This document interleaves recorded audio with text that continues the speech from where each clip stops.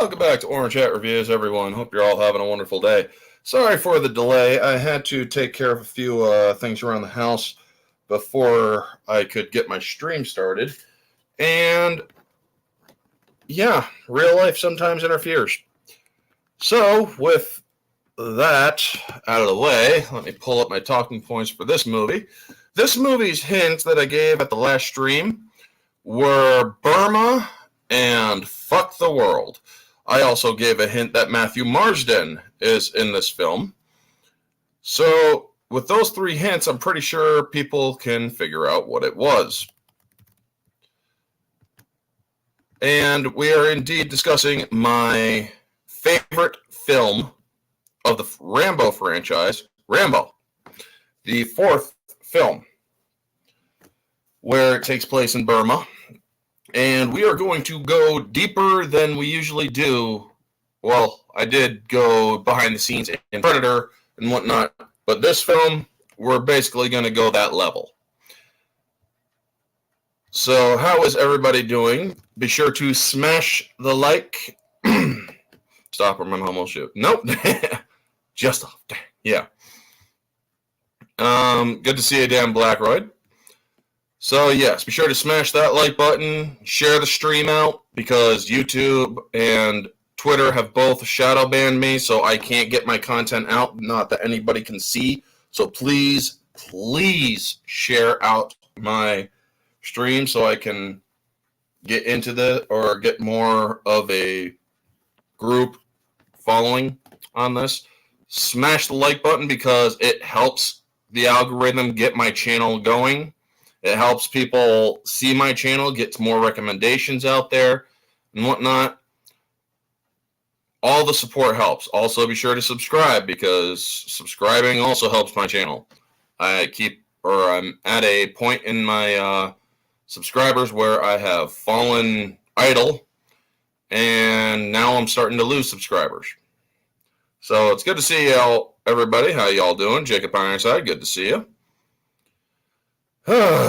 So, yes, Rambo, the fourth film of the Rambo franchise. Let me get my talking points up. In 2008, a movie was released that was written, directed, and starred Sylvester Stallone. Rambo also stars Julie Benz, Matthew Marsden, Graham McTavish, Tim Kang, Ray Gallegos, and Jake LeBlotz. A movie that risked an NC-17 if it even had one more drop of blood in it than it did. A movie that was as awareness-driven as those that have preceded it. Rambo uplifted the people of a corrupt nation, Myanmar, Burma, that to this day still hates that Hollywood drew attention to the truth of what goes on there. All the cast and crew members are banned from setting foot in Myanmar or Burma because of this movie. If any of the cast of this movie goes into Burma and the military catches them, they will be killed. Sylvester Stallone, if he is dumb or if he is foolish enough and goes into Burma, he would be shot and killed if the military caught him. Anyone associated with this movie has a death mark on them from the Burmese government. And even the man who played the main villain in this movie, who is part of the actual real-life Karen Rebels, he agreed to do this movie knowing that his family in Burma would most likely be killed. So for him choosing to help spread the word and the awareness of the plight of the people of Burma took massive courage for this man to do this. And he did it knowing what might happen. People caught selling bootlegs of this movie are executed. If you get caught watching it, you are jailed. So yeah, another fun fact about this film. During the planning of the film, the original concept was that Rambo was back home, and the plot was something as innocuous as the housekeeper's daughter, who went down into Mexico and got kidnapped, which oddly enough becomes the plot device for Last Blood. then decided that Rambo was not ready to go home or be home yet, and is still lost. And this movie would be him coming full circle and being able to go home. So the movie begins with the Burmese military terrorizing the locals, and the news reports that show the plight of the people in Burma, how monks who protest are killed and shot, how people or how women are raped on a daily occurrence. This all really happens, folks. These were real news reports that they used for this film. And as I said, this movie was awareness driven, as was every Rambo film. The first one, First Blood, drew awareness to how Vietnam vets were treated coming home, how they were hated on, how they were treated like crap because some of them simply followed orders. However, other members of, or other people who were in Vietnam decided to do some pretty heinous shit over there. But there were some who were simply following orders so that they could get back home. They were drafted over there. They didn't have a choice. The second movie drew awareness of the fact of the POWs existed in, or still exist in Vietnam all the way into the 80s. And that we owed the Viet Cong money that we refused to pay out. And so they kept the POWs. The third movie was the emergence of the Russians in Afghanistan and Iraq, their invasion of Africa. The fourth movie, this one that we're discussing, is the Burmese plight. And the fifth movie is the cartels down in Mexico. But we are going to only get into this one. I don't think that any of the sequels quite hit that quality level of the first. The first is always going to be the best. That is true. However, personally, I believe that the fourth one has a more visceral reality to it. And Stallone directed this movie as if it was Rambo directing this movie. You will see chaotic camera shakes. You will see all of that stuff in this film. You will see gore in this film. This movie was meant not, or mostly to entertain, but also to shock the audience into what these people do. The Burmese military is one of the most corrupt and evil militaries in the world today, much like the North Koreans. But the Burmese military terrorize their people. They terrorize them. They constantly go amongst people who don't go with the government, who are living out in the forests and jungles and whatnot. They poke holes in their pants. They constantly raid their villages, raping the women and taking the kids that are 12 years and above to raise and to become their soldiers.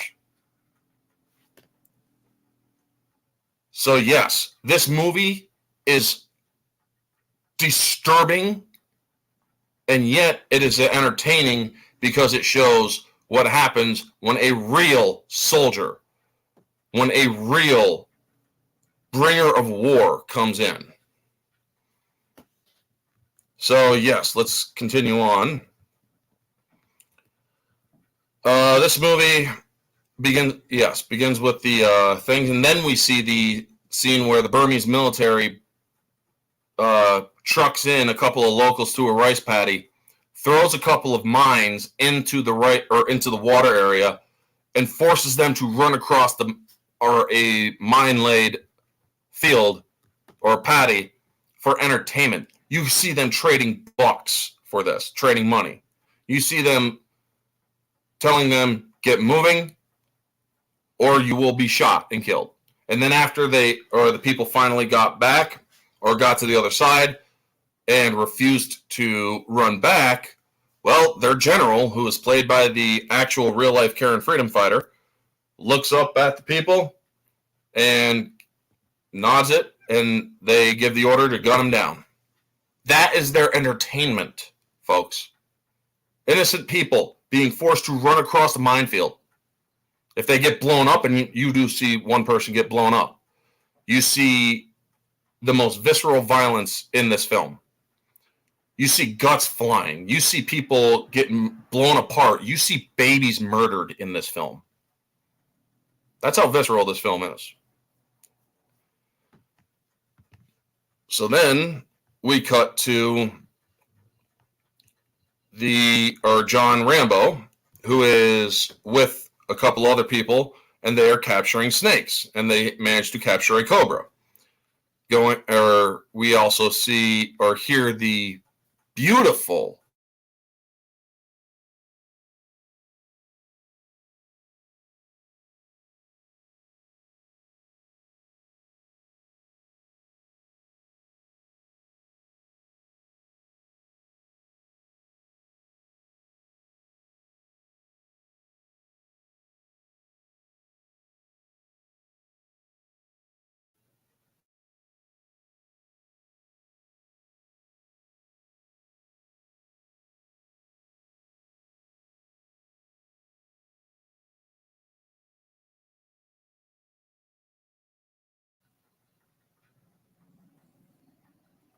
Let me see if I could fix this problem, folks. I'm sorry if things are happening.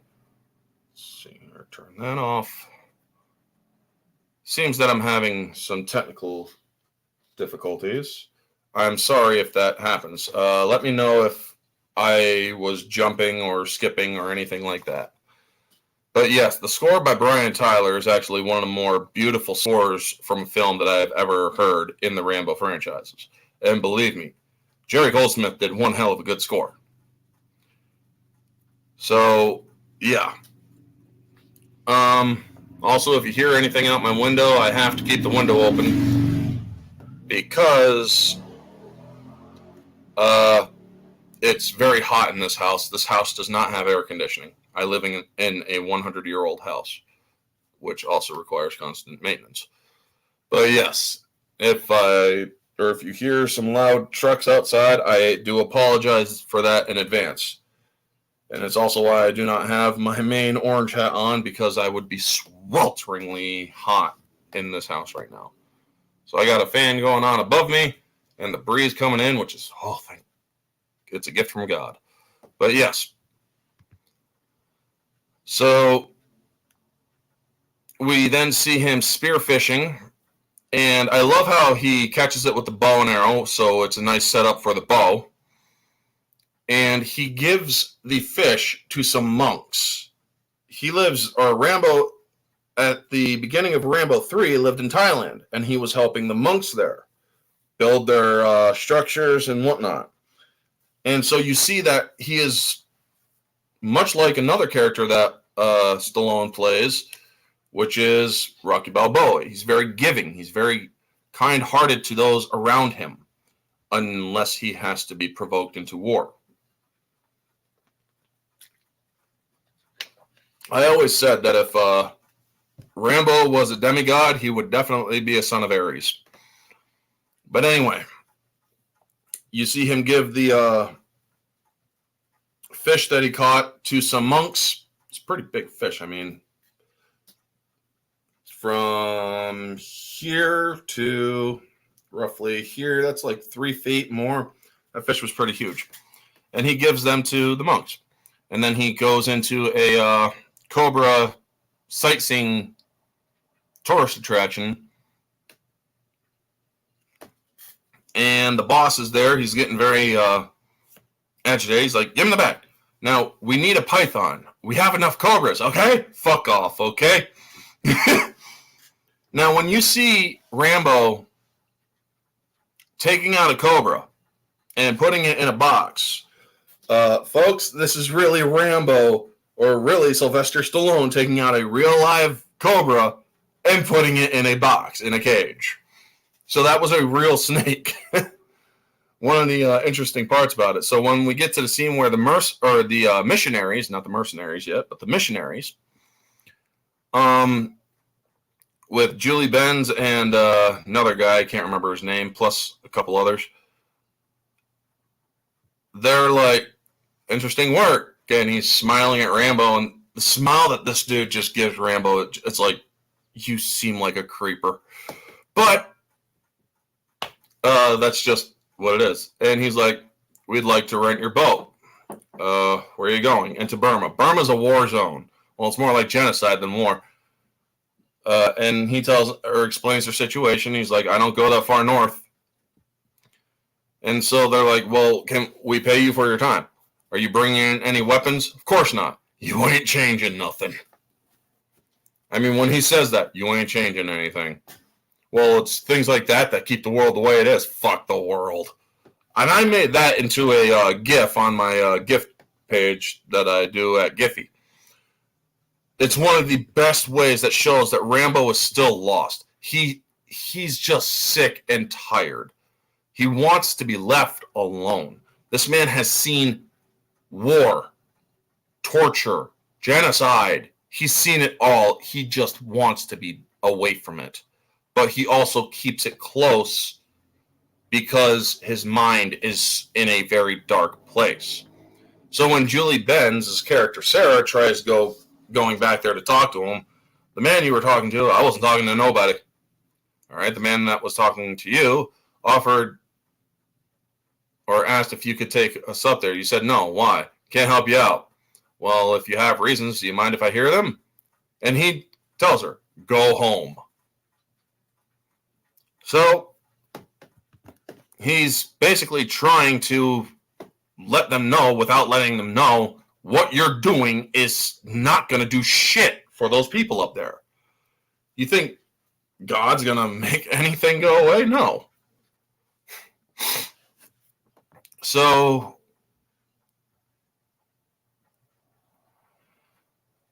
we then get the scene where the village, or the Tekater village in the Papoon district, gets raided. The military is taking young boys. You see the women and children shot for their disobedience. And then we get a shot of the major. He's actually a major, not a general. My mistake. And what he says is basically what he is reciting from memory from hearing. These boys are now our soldiers. They belong to me now. If you try to get them back, your whole village will burn.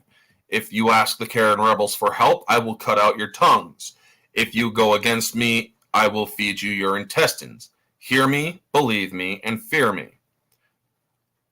As I said, I'm pretty sure he's reciting some of that from memory because that is probably what they said up in Burma when they raided villages.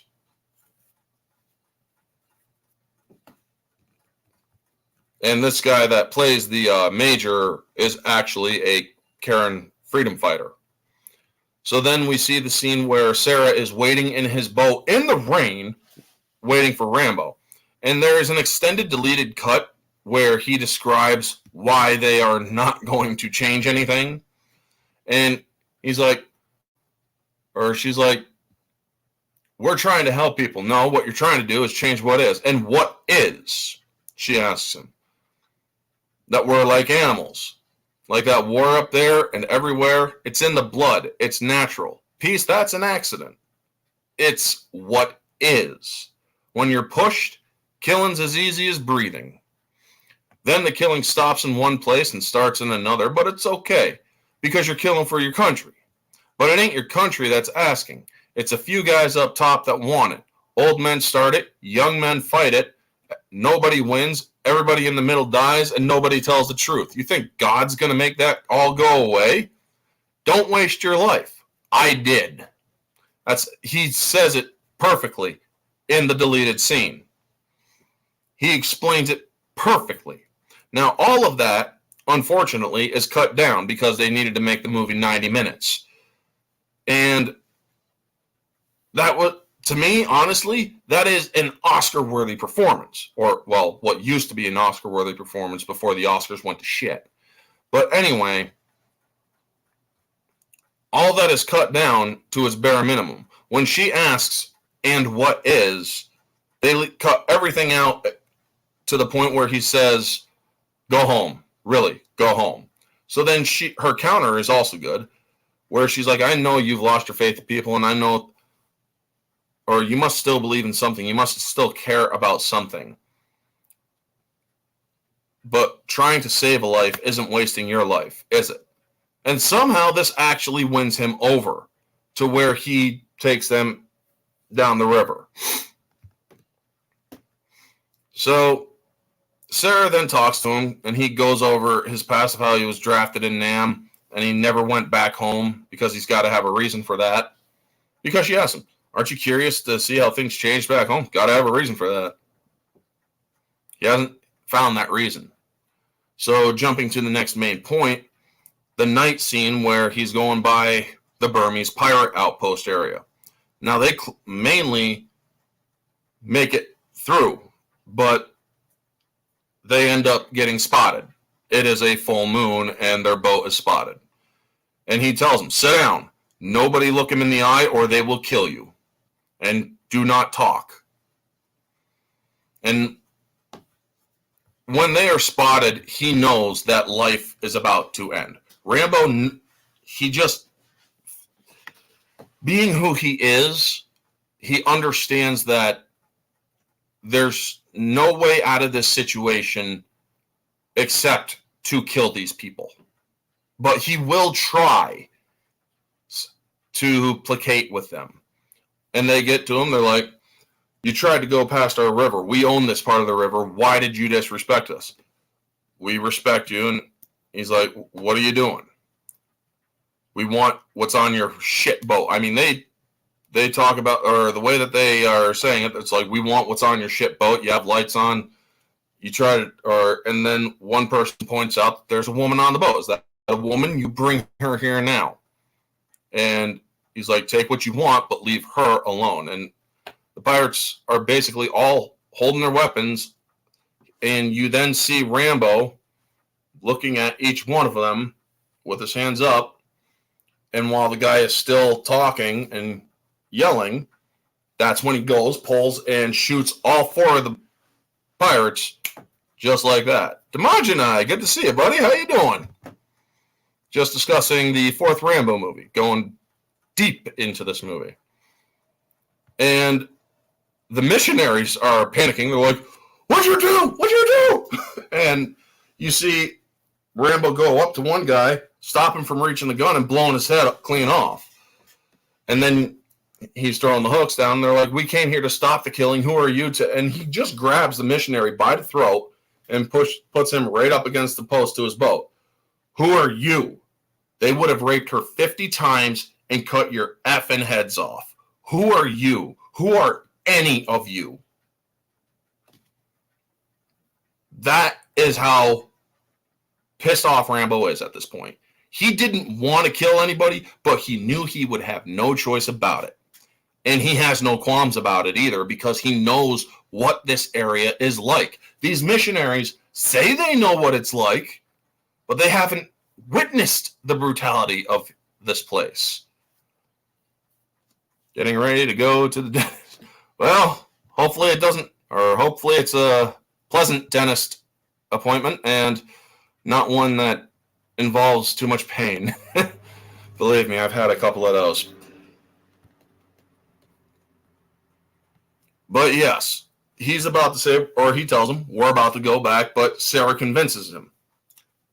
What happened here, it's horrible, but these people are going through this every day. Michael, this was your idea. We got to see it through. And he says, I know that you don't believe in what we're doing, but this is our choice. And he tells her again, you're not going to change anything. I mean, he keeps on letting her know that. Well, we then get to the scene where they get let off into Burma, and the freaking Michael is like, I know that you felt what you did was right, but taking a life is never right. I have to report this. So this guy that just saved your ass, who just saved your girlfriend's ass, and every other orifice that she has, you're going to report him. because that's okay. Good, healthy teeth, man.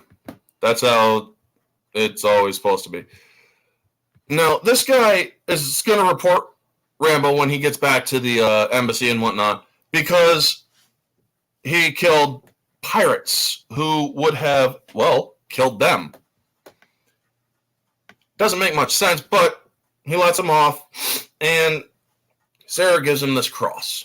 And he's fiddling with the cross for a little bit, and then as you see them hiking, they cut between the missionaries hiking through the forest with Rambo going back to the boat of the pirates. He puts it into a small little inlet, a river inlet that tapers off, and he dumps a bunch of fuel, lights it up. Now there is a deleted or an alternate shot of this part or of this scene where Rambo uses his original first blood knife. The knife that he used all throughout the woods with the fishing line and the compass and all that, where he's stabbing all of the fuel things and whatnot, where he's also doing it more angrily, where he is extremely ticked off that, or I didn't see the last one with the girls that's in Star. Yes, this is Rambo 4 that I'm talking about, Damaj and I. There's Rambo 4 and then there's Last Blood. This one takes place in Burma. And this is as I was saying in the alternate take, after he dumps fuel and he gets his boat moving off and he lights the other boat up, he ends up throwing the original Rambo knife into that river. That river, or if you go to that river in between Thailand and Burma and to that spot, chances are you might find a knife. Who knows? But the original First Blood knife is somewhere in Thailand in a river. So yeah, now if you guys like doing what I do when it comes to watching movies, I also like watching the behind the scenes, the special features, but I also like watching the audio commentaries. And that is where I get a lot of the information. All you really got to do is just turn on an audio commentary and you will have a stream length worthy discussion, man. It is great stuff. And also paying attention to the stuff that goes on behind the scenes is also really good too. So then we get to the scene where the missionaries are in the village and they're doing their little trying to convert. You have the medical missionaries helping with kids who have had their limbs blown off. You see, like I said, folks, this movie is extremely graphic. Like one more drop of blood in this movie that they had would have put this movie over the rated R and into the NC-17. Not joking. One more drop of blood would have done it. And you see, or when the when the explosion goes off, shocking the hell out of everybody, you don't see it coming. It just bam. And everybody is now in panic mode. You see people getting shot dead. Women carrying children where the bullets are going through both. You see a kid get thrown up against a post, shot dead. You see another kid who was being carried by one of the missionaries. You see a soldier put his boot on the kid's head and stab the kid with a bayonet. You see a baby, a toddler, get thrown into one of the shelters and a blowtorch let loose into that shelter. You see the most graphic things happening in this movie, folks. It is meant to shock you. This scene is meant to show you the brutality of this military, as I described earlier in the film. This movie is not for the faint-hearted, because this movie is also awareness-driven. A lot of people will say, well, it's agenda-driven. No, it's awareness-driven. There is a difference between agenda and awareness. Agenda is where you are trying to put something that doesn't belong in the movie into the movie. Where awareness is where you are taking what is in this movie, showing the reality of the situation, and letting it be a part of the movie. All the Rambo movies, again, are awareness-driven, as I explained at the beginning of this stream. I mean, you see the soldiers also start to rape the women, ripping their shirts open. You see the 50 cal rolling in as some of the people are starting to escape, and they just start gunning, ripping people apart to pieces. You see people, or they have these weapons, I can't remember what they call them, but you drop the explosive in and it shoots it out. I can't remember what that's exactly called. I forget what it's called. But that is basically what they're doing. They fire these things off amidst the chaos to kill whoever they can kill, and they take whoever they can take. They end up taking Sarah. One missionary is blown up, killed, and the rest of them are taken hostage, along with Sarah. Yes, mortar. Thank you, Dan Blackroyd. They use mortars. And another fun fact about this movie is the main cast learned in these shots, this is not going to be an easy shoot. This is going to be a very rough shoot. You are in 100-degree weather Fahrenheit, and the conditions are shit. You're going into muddy water. You are doing all that stuff. It's a very beautiful thing, but these actors went through hell to do this movie.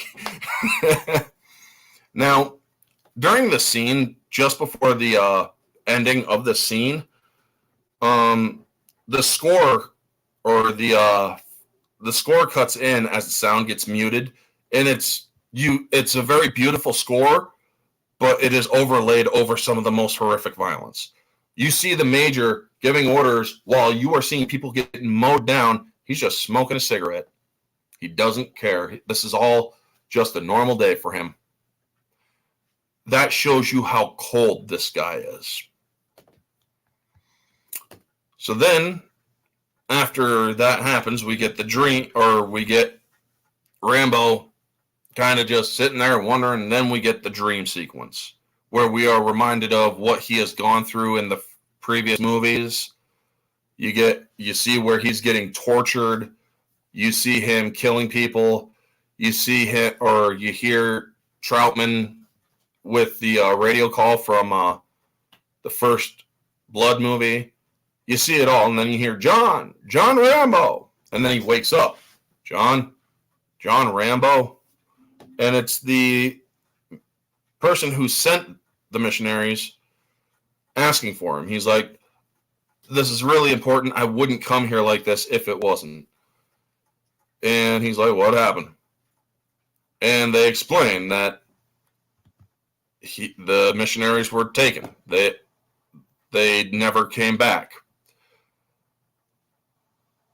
And they asked, and he's like, I got in touch with somebody at the embassy, and they said not in Burma and not in time.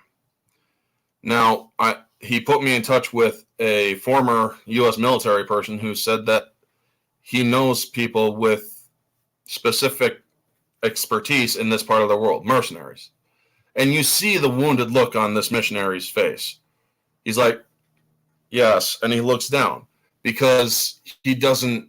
I mean, you're a man of God, and you are hiring soldiers for fortune to help you. That's the kind of wounded look that this guy gives. And it is brilliantly acted. This actor does it brilliantly. And he's like, we need you to take these men where you last dropped them off. When are they ready to leave? When you are. And so he thinks about it for a moment, gets up and walks away, and you then see him start making his knife, which he was doing earlier in the film as well, or sprinkled throughout. And he's making it out of a steel rod, rebar.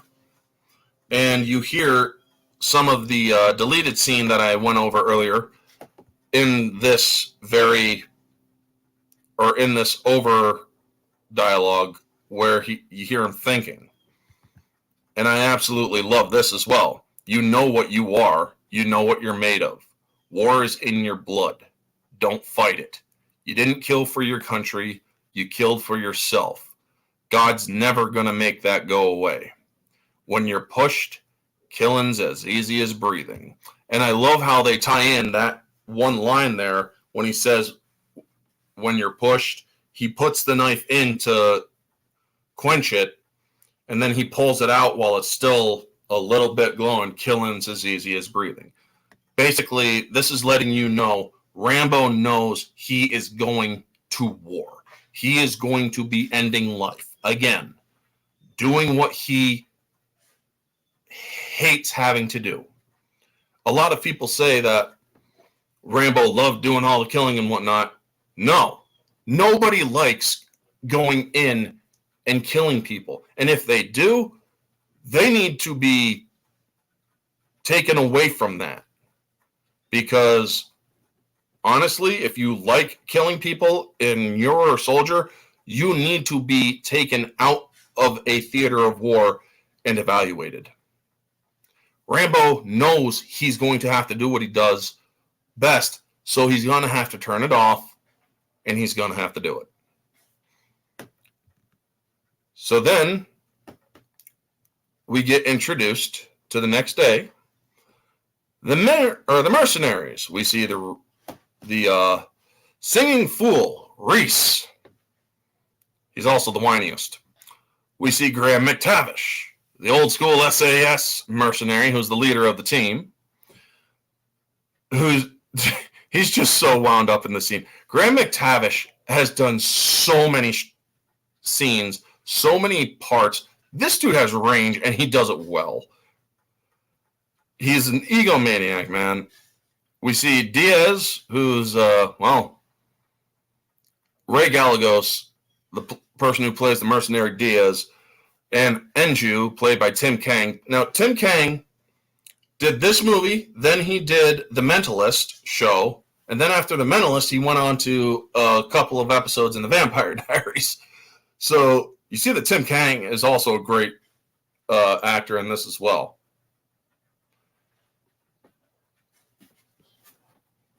Oh, seems that somebody's outside working. But anyway, and I love some of the conversations. He's like, knock that shit off. And you don't like the arts. And you don't like shit. I liked your sister last night, Diaz. Yeah, she's got a thing for retards. And he just throws the whiskey bottle that he's drinking, Diaz does, into the water. You're like, yeah, she's got a thing for retards. And then you see Graham McTavish is going off.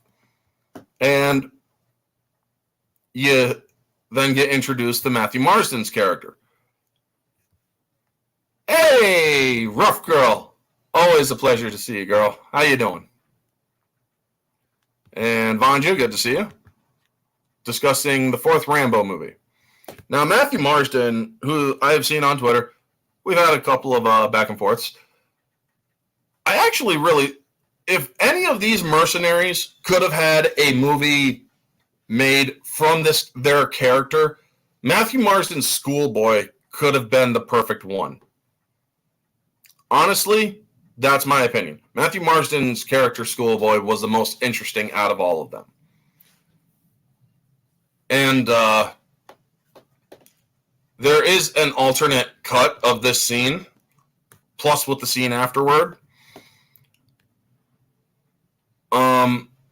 where there's a scene cut after these guys are doing their stuff, and then there's a cut scene that combines both this scene and the scene after the cut scene of the camp where the missionaries are being held as hostages. Now, you skip the scene in between, and it has different cutting from different angles, and it gives a little bit more background on Schoolboy.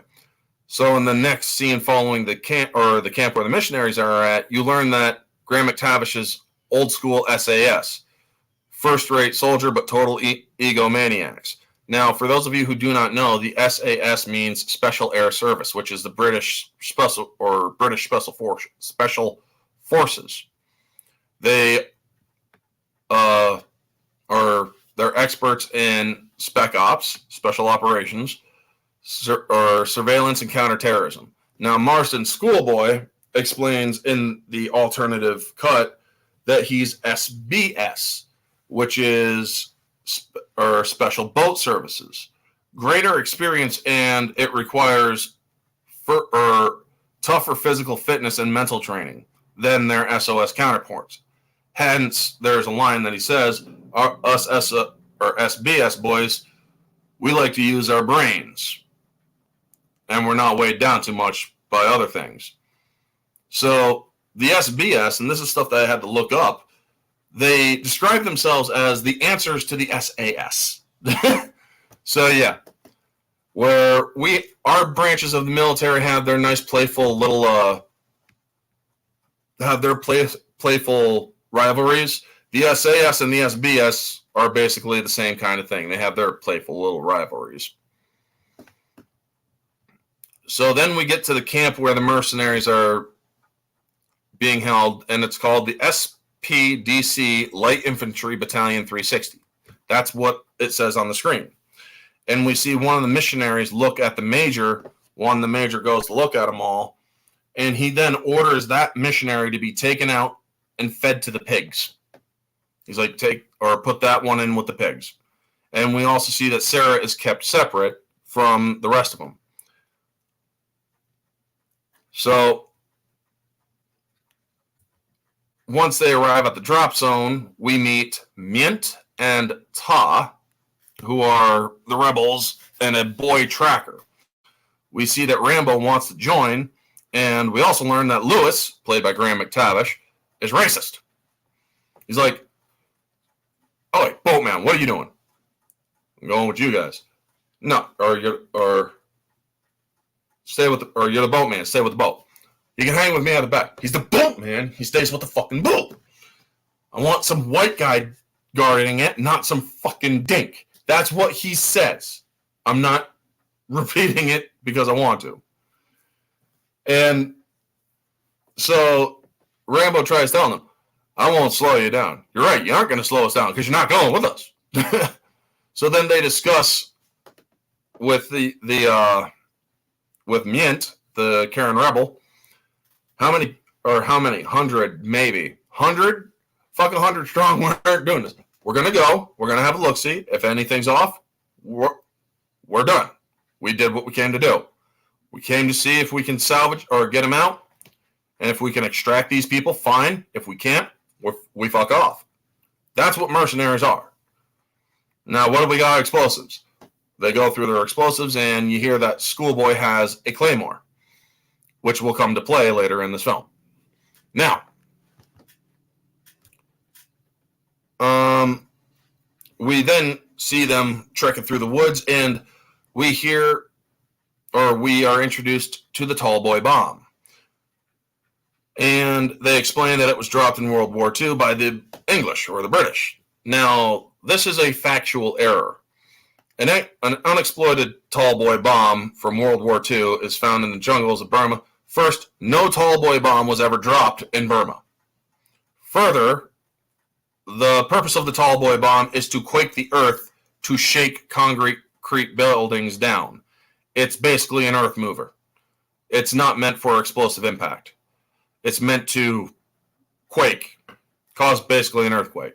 So dropping one in Burma's jungle world would be pointless. Lastly, if a tall boy bomb had indeed been dropped, it falls at great speed and is hardened to penetrate concrete structures, embed itself below them, and detonate. If it would have been underground, not tangled in the branches above ground, as if made of balsa wood, for Rambo to easily find.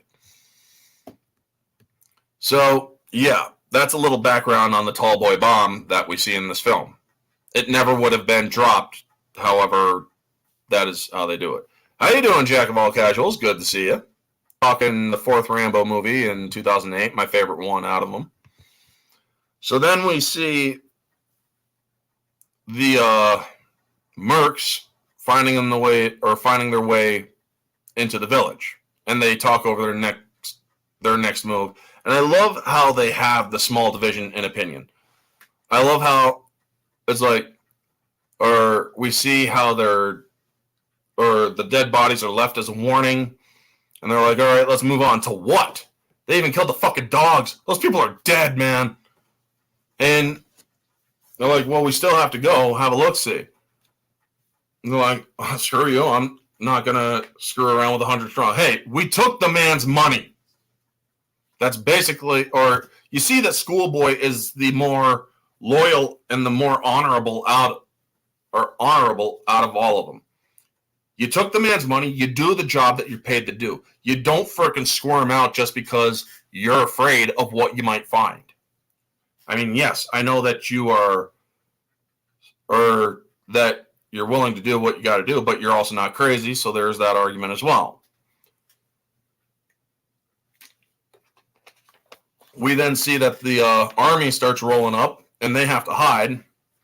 And it's much like the same scene from the beginning of the movie where they grab some locals, toss some explosives in, and you see how they're all reacting to this. And they have the locals run across the minefield again, or into the rice paddy field. Now, as they're about to shoot them, they give off a couple warning shots before they gun them down because they aren't listening. That's when the first arrow hits one of these guards, and you see that Rambo is coming in, and he's using a bow and arrow instead of a gun because, well, guns are loud. And you see how expertly he dispatches these guys. And one of them is hopping by because he has an arrow in the leg, and then he gets an arrow straight into the head and falls right onto one of the explosives that they tossed into the paddy field. And when the locals that were being terrorized are running off, they cut, and you see all the guts and shit falling down, and you hear this one just plop right into the freaking ground. I'm like, oh my God, man. And then Rambo asks, how long before they go missing? 3 hours, maybe 4. Who are you, boatman? Let's move. Move? They're going to come here tracking our asses when these guys don't show up. We don't need this shit. We're going back to the boat. Well, Graham McTavish is saying this, and Rambo turns his bow right on to Graham, and everybody else are pointing their guns at him. And he's like, whoa, whoa, whoa. Any of you boys want to shoot? Now's the time.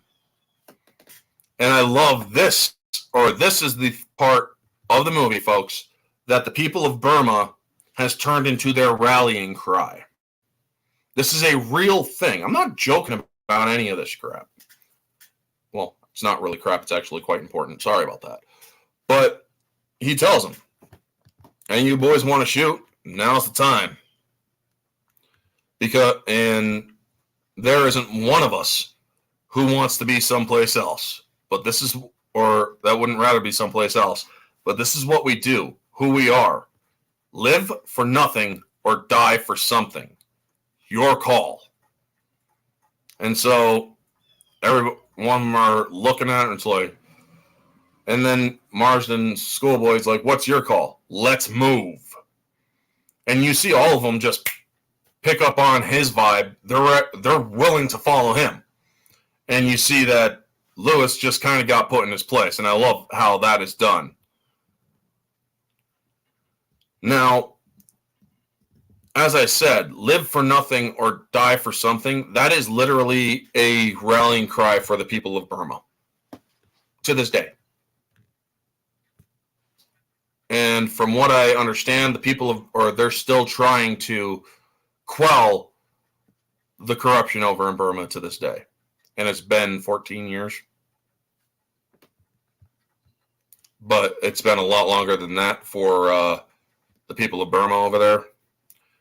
So then we get to the camp rescue. And it's a 15-minute mission.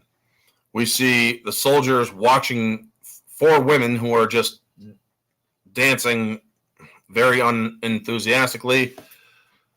One man takes Sarah, and the major has, or we learn that the major has a thing for boys. We get to see all of the different mercs give or show off their skills, where you see Schoolboy's a sniper. He's very good at stealth kills, takes the tower, and has a perceived suppressor to his weapon, which he has a 50 caliber Barrett 50 cal sniper rifle. Now, we also see that one of the missionary that got strung up with the pigs, his legs are missing, and we see that the pigs are eating him. And you see Tim Kang, Enju, kill a guy. Now, something that they pointed out, when you kill a guy in a movie, usually it's one stab, they're dead, there you go. Well, in real life, when you kill one person, you have to keep their mouth shut first off to keep them from yelling out. And then you have to do several stabs in order to make sure that they're not, or that they bleed out quickly. That's how they do it in this film. And most of the time, they go right under the pit or into the side. You're hitting organs with each stab and whatnot. You also see that the major has a thing for boys because he has a boy that's brought into him, and you even see Rambo's reaction to this where he's like, oh, how he wants to stop this, but he can't. He's on mission, and you only got a certain amount of time to get this mission done, you know? So,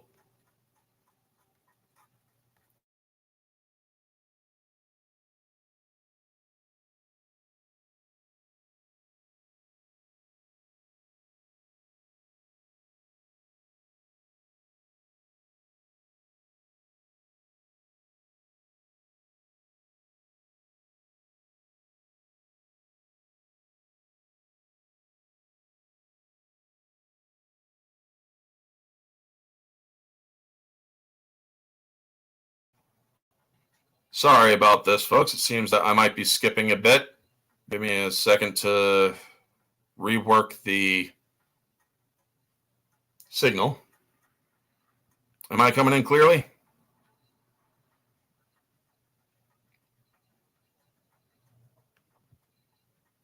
Okay, yeah, it seems that I froze a little bit.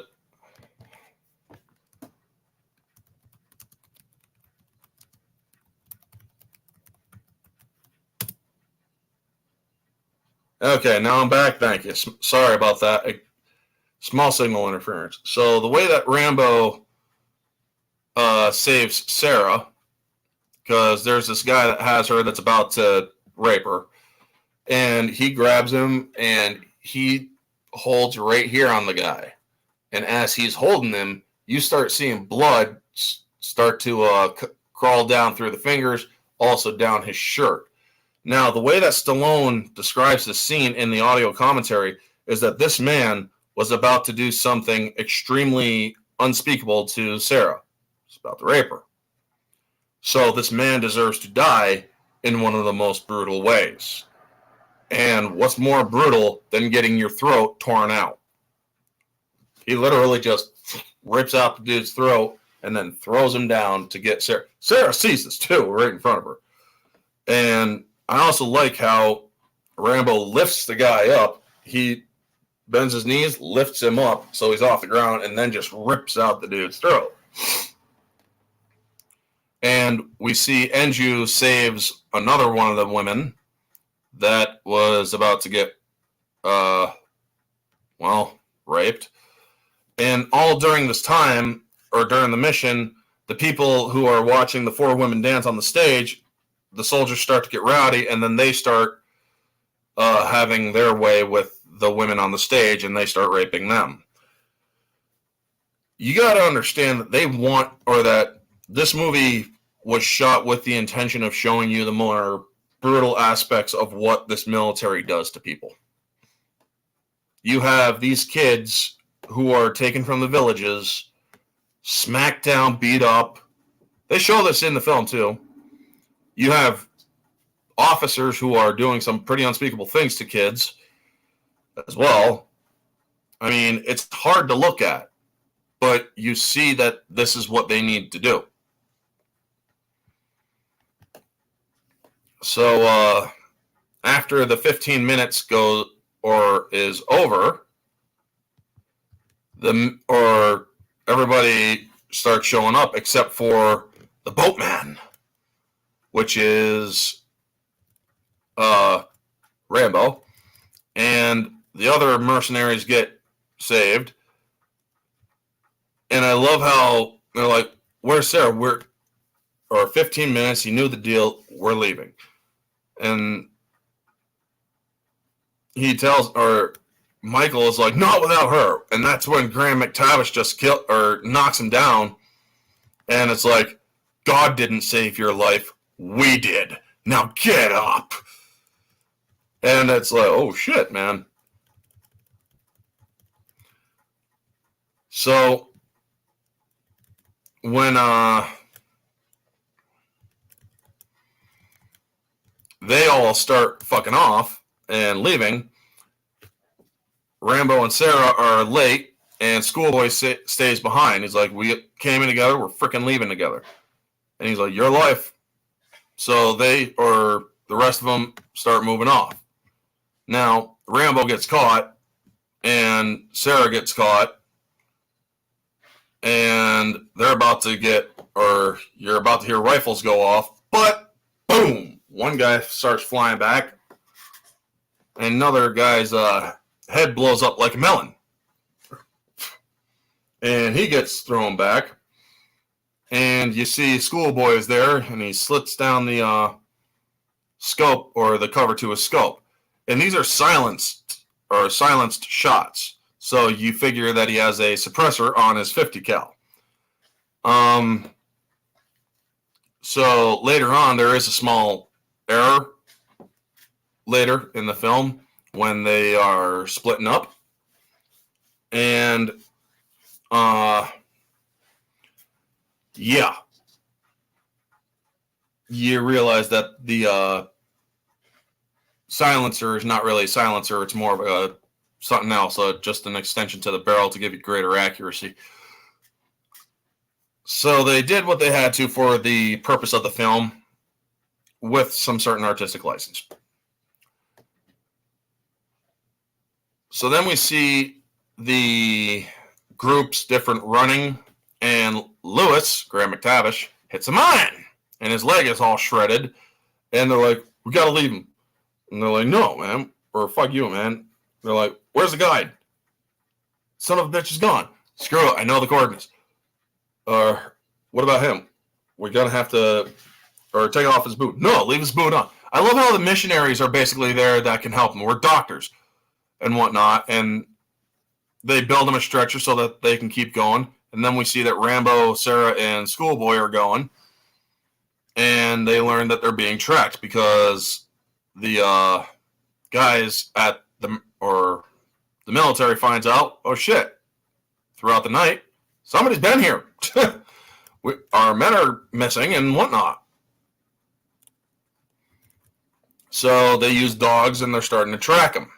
Now, the splitting up scene where you see Rambo taking a piece of Sarah's shirt, and he ties it to his boot. He's like, "I want you guys to keep heading north until you get to the river. If the boat's not there, keep following the river until I find you." And he has Schoolboy give him the claymore. And he's like, "Give me that claymore." And he's like, "Now fire off a shot." "What? Fire off a shot!" So then you see him with the thing that looks like a suppressor fire off a shot, and it's very loud. So, yeah, that's where it comes in as a factual error or continuity error. So anyway, that's when the military reacts, and he tells them, "Go. Do not wait for me, go." Now, there is a nice little deleted scene before that scene where they're running, and Rambo tells them to stop, and they're in a, hey, Price is Right review. Good to see you. And they're at a point in the river where it's a small little flowing stream. And he stops and he's like, "You're hurting, aren't you?" Where it shows that her foot is very damaged because, or it's kind of cut up. So he takes a piece of clothing, wraps it around her foot, rinses it out, cleans it out and whatnot. And she's like, "This is all our fault." And he's like, "It's your fault. It's their fault. It's everybody's fault. You ain't changing nothing." He reminds her, "You're not changing nothing." And she says, "I refuse to believe that." Well, we'll see how much that works later on. So then, this sequence where Rambo runs to the Tallboy bomb to set up the trap with the Claymore and then runs away because once that baby goes off, it goes off. You see the dogs are closing in on him with the military, and they grab her shirt. So obviously it's something that the women or these guys are very horny soldiers apparently. They grab her shirt and set off the Claymore. Now this sequence is freaking great, man. And you see the humongous explosion. It's not like a nuke, but it is big, and it sends off a shockwave. I mean, Rambo kind of gets thrown as he's running after. So then we see Schoolboy and Sarah get to where the boat is to find that the mercs and the missionaries are caught by the major and his soldiers. And they're torturing Lewis, where they take a bamboo reed and stick it into the shredded part of his leg, and they start also beating on the other ones. And this is a moment in the movie where you think that all hope seems lost. And then as they're getting ready to shoot them all, you see Rambo coming up. There's that very famous GIF from this movie. Yes, Rambo 4. And it's the famous one where it's like he comes up and he's about to chop the dude's head off. And I love how you see it and how hard he swings that damn knife. Of course, that head's going off, man. And then he grabs the 50 cal, turns it down to the driver area, and just starts firing, blowing that dude to pulp. And then he starts firing on the rest, or on the group down below that's holding the missionaries and the mercenaries hostage. And you see that this gun is ripping people apart. That's the one thing that Stallone wanted to express. A 50 cal bullet from a sniper rifle, because now also Marsden is opening fire with his rifle. The 50 caliber sniper rifle is something that will take off limbs. It will blow a hole into you. Everybody loves to say that the AR-15 will blow a hole this big in you. No. It's more of something a little bit more higher caliber than a 5.56 from an AR-15. You get a 50 cal, your head's gone. Your arm is coming off. Your legs are coming off. The 50 cal machine gun will turn you into pulp. They wanted to express the realism of what it would be like to get hit by these weapons. And I absolutely love how Stallone does that in this film. All the shaky cams, the chaotic cuts, all of that is by design in this film. So when you are looking at it from an objective point of view and you are saying, well, these don't really fit because of how chaotic they are, the quick cuts and whatnot, they're by design. So taking the story into account and the director's vision into account, if it is by design, it will not go off or it will not shed off points by an objective standard. Now, with the continuity errors and a couple of factual errors throughout this film, yes, you will see some points being shaved off objectively. But for the most part, the director's vision was executed throughout this film. Yes, you also see a torso getting mowed off too. Those exploding 9mm Brandon was talking about. Yeah, right?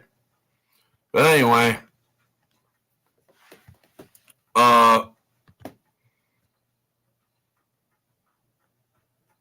let me get back into the talking points. The whole sequence was a great sequence, showing the effectiveness of 50 cals, tearing people apart. We see, or we see not all the mercs make it, unfortunately. Enju does die from a grenade blown closely to him while he was up in a small little area, and it blew him apart, or blew him out of the area, and you see him shredded up a little bit. Michael, the missionary, who doesn't want to take a life and how taking a life is wrong, learns that from seeing the people who tried to save him getting killed and whatnot, he goes up and stops the guy, bashes his head in with a rock, and then he sees the very sick thing that he has done. So he's just laying down like, oh my God, what did I do? You did what your most basic instinct told you. You killed a person so that you could survive. That is something that is very well shot. He is sickened by what he did, but he did it anyway because he had to. Otherwise, somebody else was going to get killed.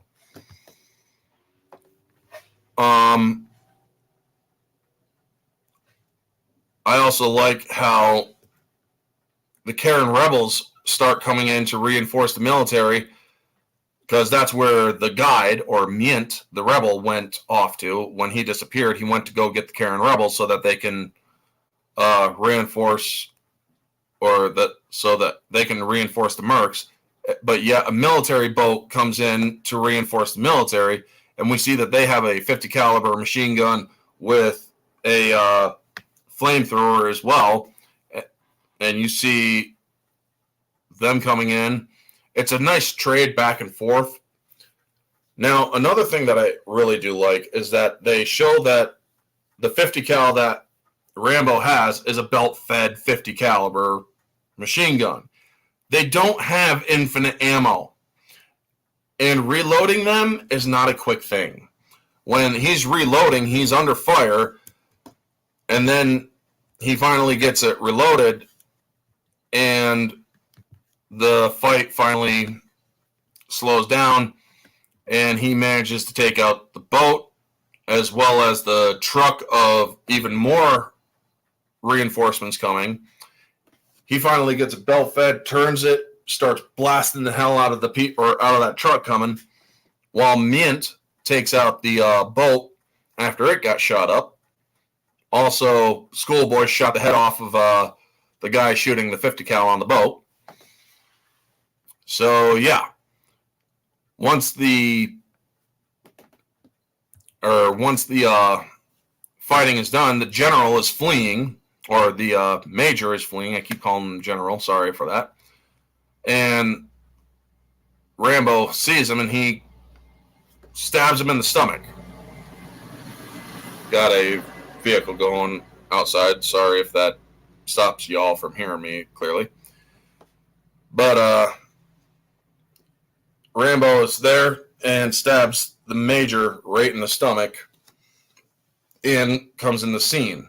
And the major then looks at Rambo in the eyes, and Rambo looks at him in the eyes, and then pulls or opens the major up pretty well, also taking fingers off of him.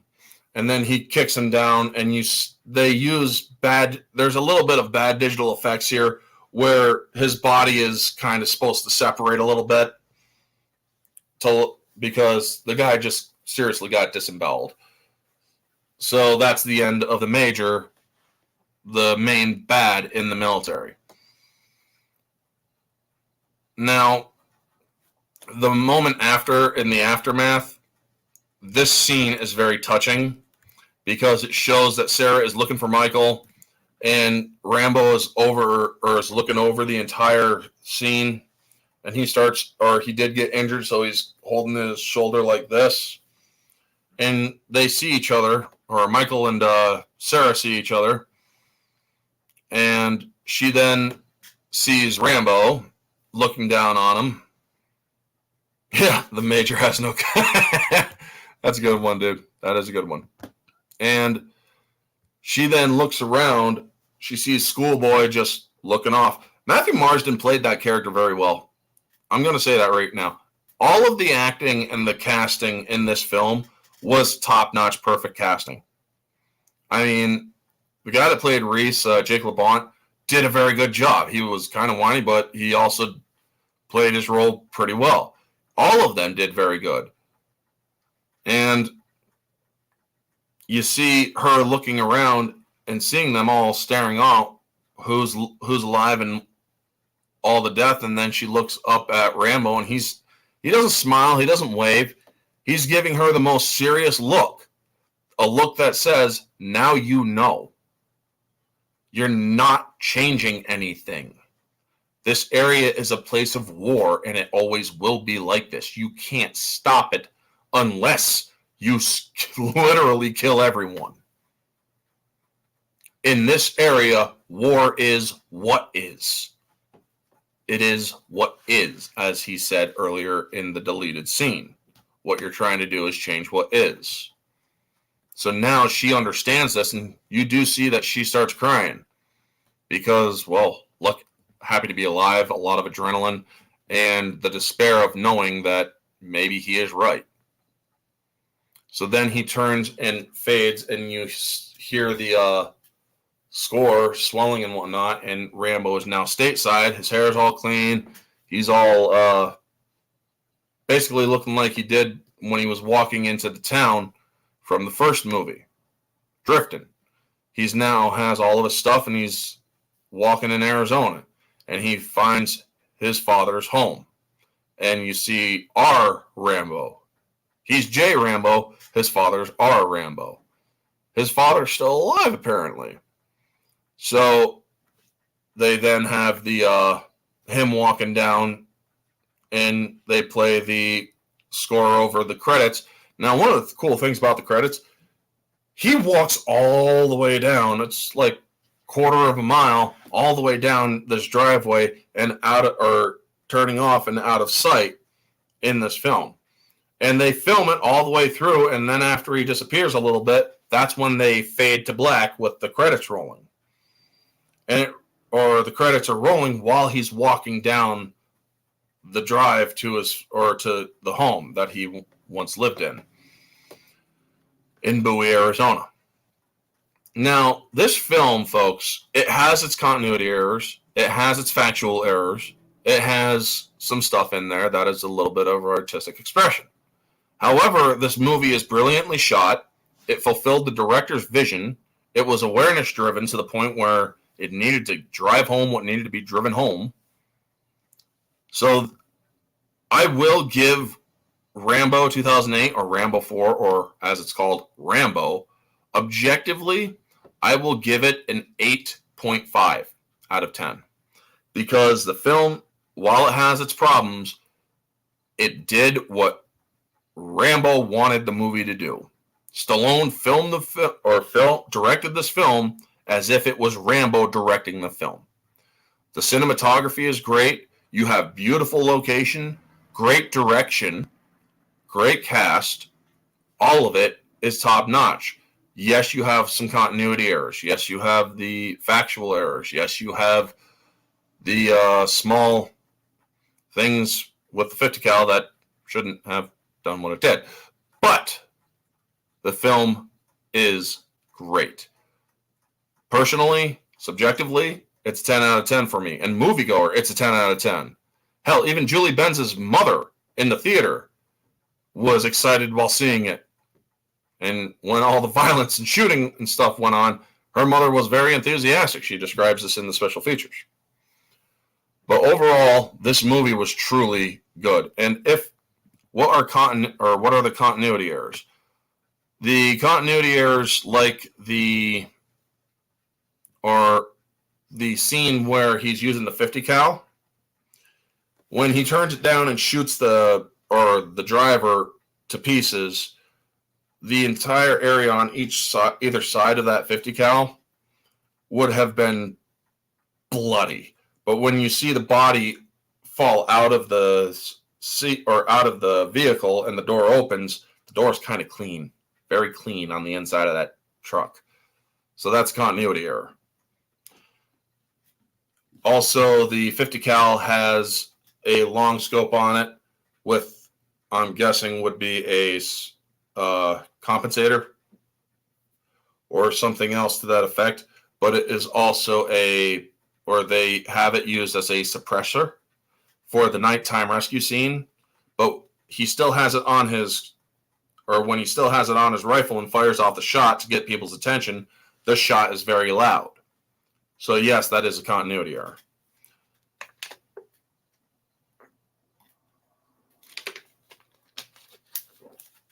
So yes, there are things that could have been a little bit better. Now, for the hints or moviegoer, it is a 10 out of 10 too. So the hints for the next film, folks. Are you ready? The hint for the next films are space, like outer space, and self-awareness. If you know it, do not give it away. Also, if Rambo didn't have protective hearing, he should be deaf because of that 50 cal isn't quiet. Yes, that is also true. So yes, space and self-awareness is the hints for, or are the hints for the next review, which will be next week, Tuesday, same time, 10:30. I had to do it a little later because I had to take care of a couple things. But yes, those are the hints. I will see you all next time. I will be dropping some more content throughout the days. I'm trying to do more content, get it out for you guys, trying to get my channel out there. So if you could leave likes on the channel as you view them, please be sure to leave likes. The more likes I get on the videos, the more my channel will get noticed. The more views I get, please share the content. It does help the channel more than you guys realize. I have been getting very low views for my channel, and I'm trying to get that stuff out there. I'm doing more shorts because I seem to get more views on the shorts than I do on the channel's main content. So I'll do some more shorts too, but also please share out some of the videos that I got going. Anyway, folks, thank you so much for tuning in. Jack of all casuals, Vanja, Price is Right, Jacob Ironside, Dan Blackroyd, Rough Girl, Demogeny. Who else was in the chat? Thank you all for tuning in. Folks, I will talk to you all later. Thank you so much for tuning in, folks. This has been Orange Hat Reviews. Stay humble.